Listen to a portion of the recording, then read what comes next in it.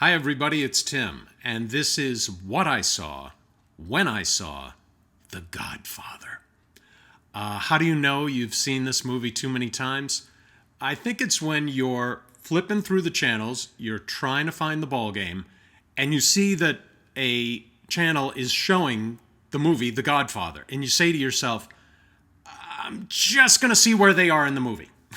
Oh, it's when Sonny's beating up Carlo. What a great scene. And then you end up watching it for another 20 minutes and you forget about the ball game. I want to talk about my favorite scene in The Godfather from a writing perspective. It's the scene in which Vito Corleone, older and incapacitated after the attempt on his life, is advising his son Michael, who has taken the helm of the family so-called business.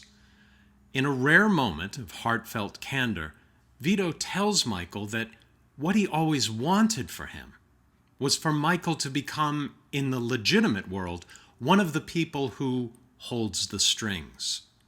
Senator Corleone, Governor Corleone. Michael, perhaps to allay his father's concern, dismisses these offices as being another pezzonovante, a Sicilian term meaning big shot. It's a little odd that Vito would identify a senator or a governor as someone holding the strings, since it's pretty clear from both the first Godfather movie and especially Godfather Part 2 that it's organized crime who's holding the strings, not the politicians. Regardless, Michael reassures his father, saying, We'll get there, Pop. We'll get there. This is the moment I love, because who's we? Michael and his generation? The Corleone family? Italian Americans? Immigrants? Who is we? Within the ambiguity of that word is much to discuss. Immigrants to the United States, be they Irish, Italian, African, Asian, Latino, dream not just of surviving in America, but thriving, which for many people, for many generations, means rising to positions of power and authority.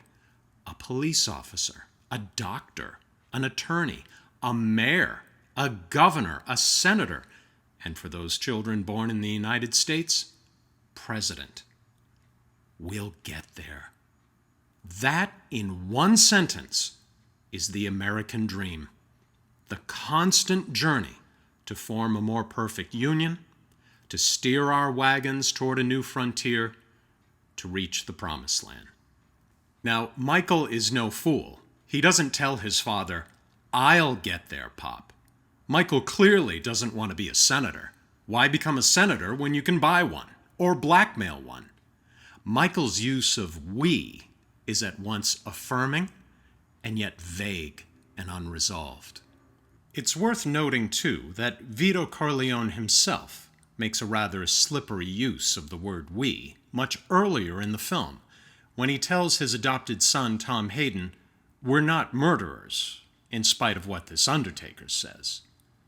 Well, if by we Vito means him and Tom, then no, we're not murderers.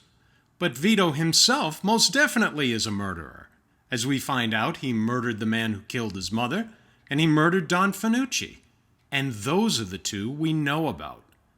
But are we murderers? Well, it depends.